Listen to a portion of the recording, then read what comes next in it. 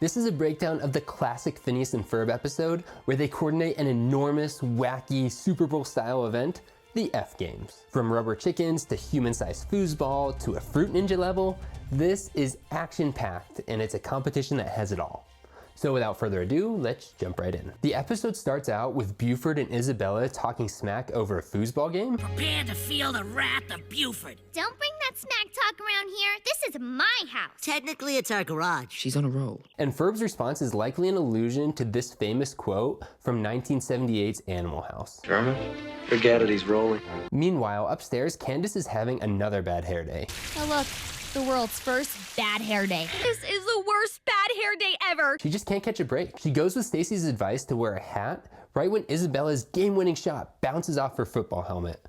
This causes her to come down to the garage when Jeremy shows up for his photo shoot. Luckily, she smoothly transitions from helmet to hello and saves the moment. Because when Jeremy gets here, I don't want to be wearing this stupid Hey, Candace. hello, Jeremy. Isabella's trash talk leads to two of Phineas's common quotes. It could be the biggest game in the world and girls could still beat boys. Biggest game in the world. Did you get that, Phineas? Yeah, we're on it. Ferb, I know we're gonna do today. Hey, where's Perry? And the competition is called the F Games, a play on the name X Games. When we look closely at the rules, most of the drawings show up in the actual gameplay, like the horse, badminton, basketball, hoops, and square root.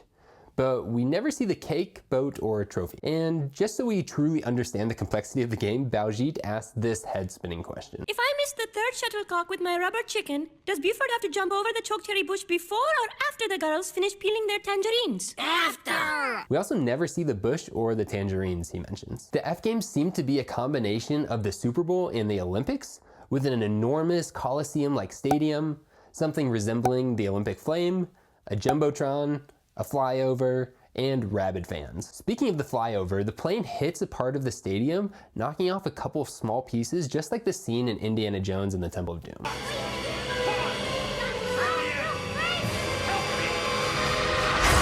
The beginning of the fans' song sounds a lot like We Will Rock You by Queen.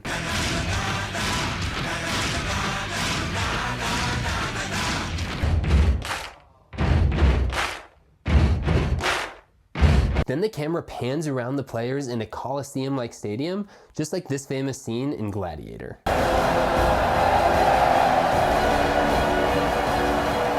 And Ferb combines a starting gun and a jump ball to start off the game by shooting out a badminton birdie for the players to go get. The F Games are absolutely wild and seem like something I would have made up as a kid. So let's run through all the sports that we see them combine. Badminton, rollerblading, tennis, bull riding, hurdles, football, basketball, recycling, foosball, and fruit ninja. Phineas announces the score. The girl score is now the square root of pi, while the boys still have a crudely drawn picture of a duck.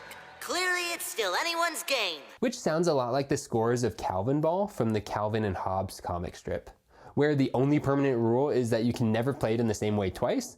And an example of the score one time was Q to 12. The tiebreaker is giant foosball, harkening back to the very genesis of the challenge when Buford lost to Isabella and called normal foosball Dainty little girl's game. Candace and Baljeet are on the poles, reminding them of food on a kebab stick. I feel like a kebab. I too feel a certain element of kebabism. I said quiet. This lady, who is the beneficiary of another fan's bad luck, has shown up multiple other times, including in Perry's theme song. And when Buford cheats to try to win, Isabella pulls a classic move, spinning Candace, sending the winning shot and Buford through the goal. Somehow, after all that, the final score ends up being 1-0 in favor of the girls. We then get some girl power fireworks, and Ferb, wearing a Coach sweater, dumps lemonade on his head, just like how athletes dump Gatorade on their head after a big win, like in the Super Bowl. After all that, Candace's hair ends up looking amazing.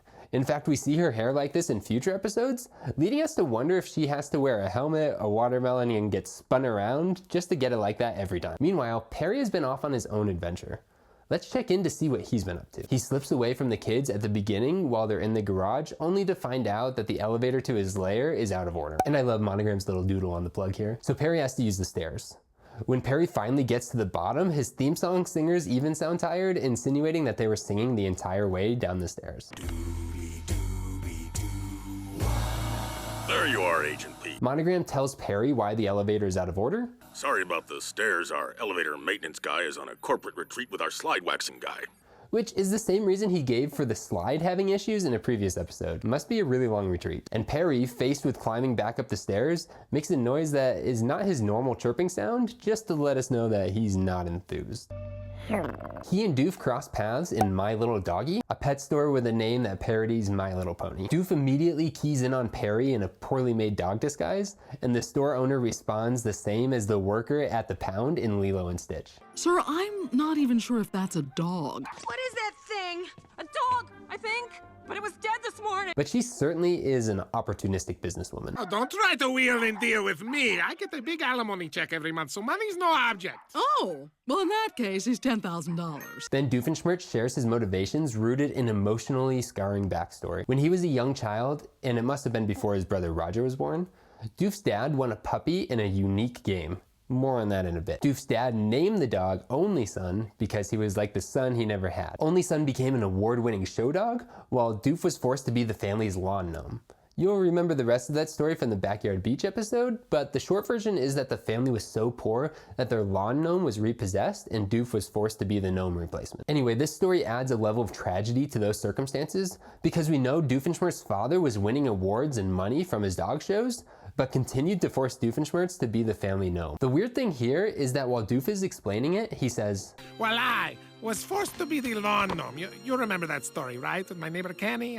I don't have to go through... Oh, okay. And because he doesn't recognize it's Perry until later in the episode, it means he's breaking the fourth wall here and addressing us as the audience. And back to when Only Son was won, it was in a game of poke the goosum with a stick. This seemingly random game and creature actually come up again in the movie Across the Second Dimension. For my all-time favorite game, poke the goosum with a stick. Surrounded by lava. Then at the dog show, we finally get the rest of Doofenshmirtz's plan. And don't worry about your lack of training and experience because I have an ace in the hole. This, the Misbehavinator. But it's quickly foiled by Perry, and we get an instance of Doof not realizing it was Perry all along. Hey, what was all that about? Perry the Platypus? Oh, I'm very embarrassed about all that goochie goose. By the way, if you want to see every single instance of Doofenshmirtz not recognizing Perry, make sure to check out my compilation video, which will be linked at the end of this. During Perry's escape, Doof causes the Misbehavinator to fire randomly over town, hitting Buford and giving him a change of heart. What I meant to say was, I had a wonderful time. I guess you were right. Girls are just as good as boys. Thanks again. Woohoo! TF Games rock. And Ferb then says his second line of the episode. That was completely out of character. Then Doof falls into the same pet store he visited earlier, setting off a convoluted series of events that end up making the F Games Stadium disappear. And Phineas says, Oh, there you are, Perry. And since the episode is all about sports, it's fitting that the name Got Game parallels the Got Milk slogan, whose commercials often featured athletes. And that's all I found in this episode. Let me know in the comments who you think would win an F Games rematch, boys or girls. And if you like this video, the best way to support the channel is to subscribe so you don't miss any future breakdowns. But until next time, remember, there's no platypus controlling you. There's no platypus controlling me. Well, it counts. It doesn't